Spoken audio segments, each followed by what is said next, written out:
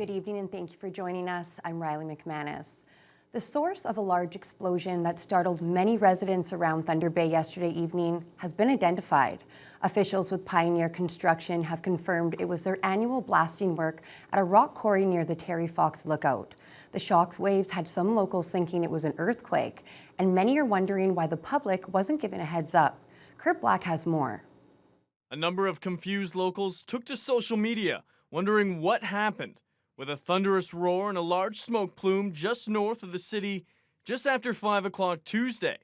Officials with the OPP and Pioneer Construction later confirmed it was the result of a major detonation at a rock quarry off Copenhagen Road.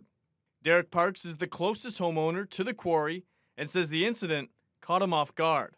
Basically, the house, the windows rattled. I think it registered on the Richter scale and was identified. So, it really did shake the house and vibrate and rattle objects in the house. Pioneer Construction officials declined an interview, but confirmed that this was larger than their usual yearly rock blast. Park says the blasting usually takes place in the summer and was surprised when he felt the 2.1 magnitude tremor, a surprise that he hopes can be avoided in the future. Usually they do it about once a year, but there's notification requirements by them, and we never received any notification. They usually come once a year and put vibration monitoring equipment around the house to monitor for damage, and that didn't happen this year. So it was kind of a surprise to have the blast go off the way it is without the notification, which I believe is in the aggregate license that they have to let neighbors know about. The rock quarry's property line abuts that of the Terry Fox Monument. Because of that, local tourism officials, along with the OPP and MTO, were given advance notice that the big blast would take place.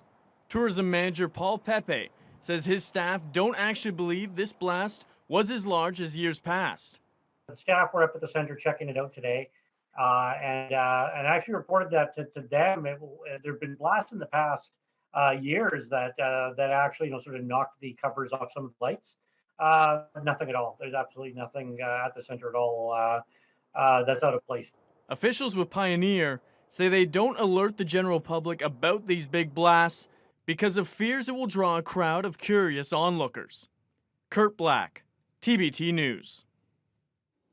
One of the accused in a Thunder Bay murder case has pleaded guilty in court and avoided going to trial.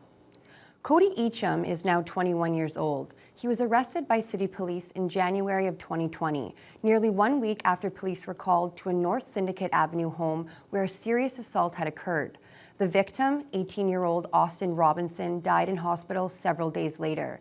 Eacham and a 14-year-old male were originally charged with first-degree murder and other offenses. The charge against Eacham was later reduced to second degree, and the trial was scheduled to begin today.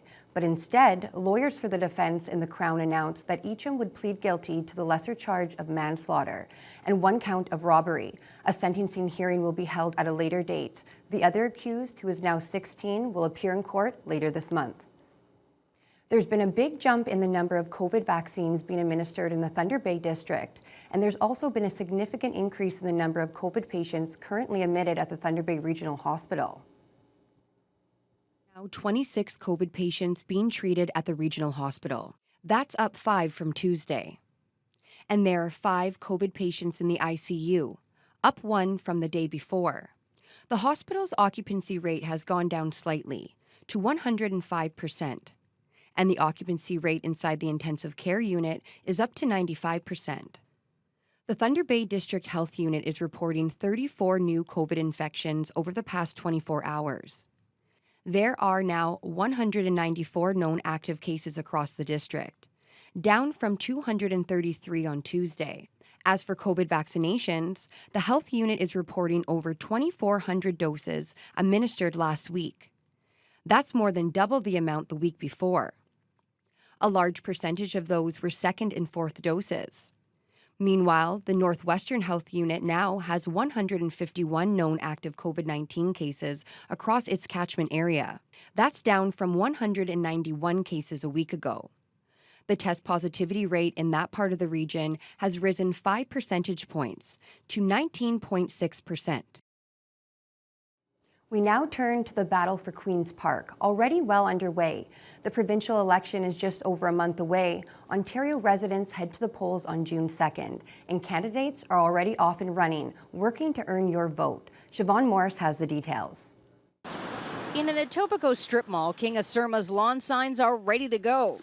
Campaign staff are talking strategy. While the race isn't officially on, Hi, my name is Jenny. I'm calling from King Surma election campaign. How are you doing today?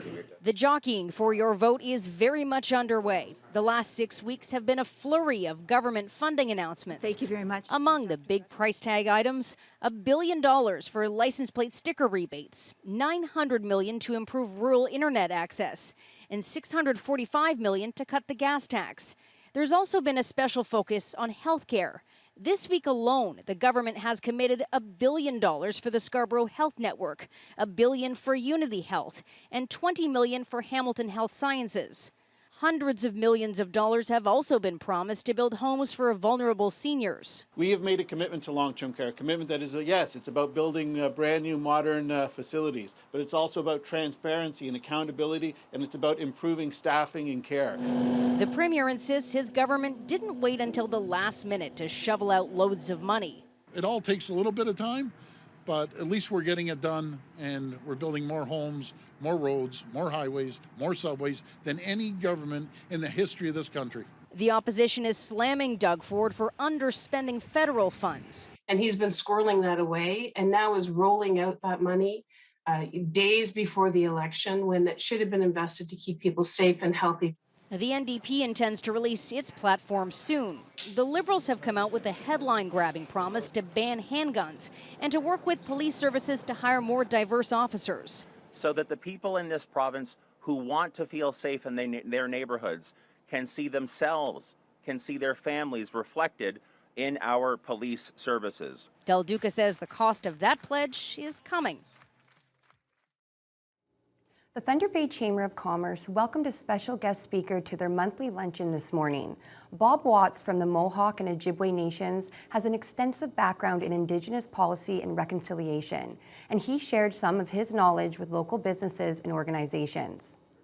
Dozens of chamber members attended the gathering at the Italian Culture Center, featuring a presentation titled Reconciliation, Symbolic Gesture or Systemic Change. There was also a question period afterward that allowed members to better understand how to apply values of Indigenous inclusion to their own businesses. Watts is currently the Vice President of Indigenous Relations with the Nuclear Waste Management Organization. He says he was happy to speak to chamber members and stressed the importance of Indigenous involvement in business. Whether it's, having an equity interest in the project or significant decision-making authority with respect to the project, ensuring that Indigenous knowledge and Indigenous values and principles are being applied to how the project's going to be executed. To get him to be here, and we're thrilled to be able to bring someone with that high level of knowledge to our community. We need to take those steps, we need to think about it every day, and we all have a role to play in reconciliation for our country. The presentation was part of the Chamber's Aboriginal Leadership Exchange series, with plans for other guest speakers later in the year. 2022 marks the beginning of the UN Decade of Indigenous Languages, and today officials at Lakehead University use that occasion to launch their strategy to increase Indigenous language fluency. Lee Noonan reports. The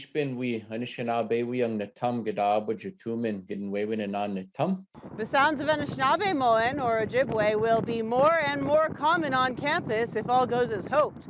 The university's 10-year plan aims to increase fluency in 4 dialects of Ojibwe as well as Cree and Ojibwe. Vicky Moneg is spearheading the initiative and explains the first year will be spent in community consultation, with 5- and 10-year goals being gradually rolled out, including the creation of immersion houses on campus where only Indigenous languages would be spoken, and the development of immersion curriculum with First Nations elementary schools. We understand that the whole Anishinaabe universe revolves around children, and that children are more likely to acquire an Indigenous language, and they can acquire it faster and in a more simple process than adults can. Children were at the center of the discussion at the launch event. Keynote speaker Dr. Anton Troyer spoke at length about the disruption of intergenerational language transmission within his family in Minnesota and his efforts to repair that break with his own children. And I remember, she's probably about 2, waking up in the middle of the night crying, and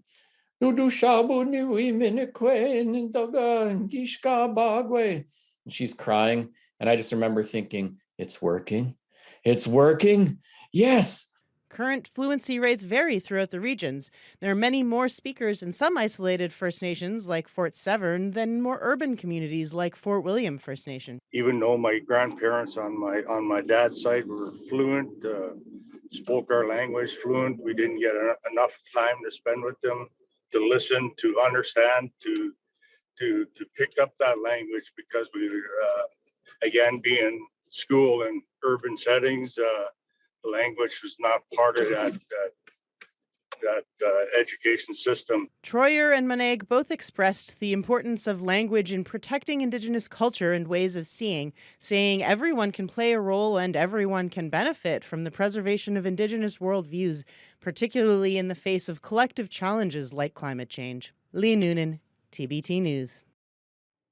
The Thunder Bay Public Library has officially launched a new climate change collection at both the Brodie and Waverley Library branches as part of their celebration of Earth Day. The collection consists of around 500 books and DVDs on a range of topics, which have been organized into categories such as sustainable living and environmentalist biographies. The goal of the collections is to make the information easier to find, which is why all the titles have been brought together in one central area at each location. The collection contains books meant for teens and adults, but there's also many titles aimed at children. Library Director Angela Meady and librarian Sylvia Renault explain why they made this move, along with a new partnership. And we want people to be as informed as possible.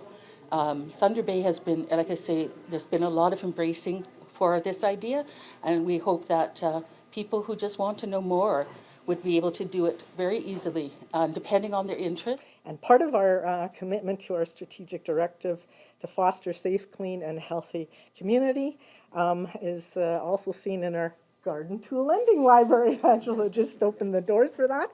It's our partnership with Roots to Harvest, and we're opening it today.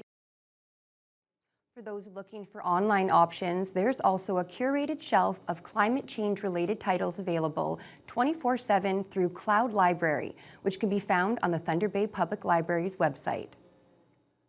The latest Top Hat ceremony at the Port of Thunder Bay was extra poignant, as the first Salty of the year features an all-Ukrainian crew. The arrival of the ocean vessel MV Blackie marks the local opening of the international shipping season, and it was celebrated yesterday afternoon with the customary ceremony and also a Ukrainian welcoming ceremony. The ship's entire crew hail from the Odessa region of Ukraine. Captain Oleg Garshinchuk and Chief Engineer Igor Matsala were presented with the Top Hat honors, as well as a traditional Ukrainian gift of bread and salt. As you know, the situation in Ukraine, but the crew continue to stay with good working and understood the world. The Seaway was built to bring an ocean vessel this far inland, and it kind of symbols the link to the rest of the world for Thunder Bay. To world markets, you sail directly from here on these ships to Europe, North Africa, Latin America, the Middle East, and it shows our direct export link from the port. The ship is being loaded with oats destined for Puerto Rico. The next ocean ship is expected to arrive in Thunder Bay later this week.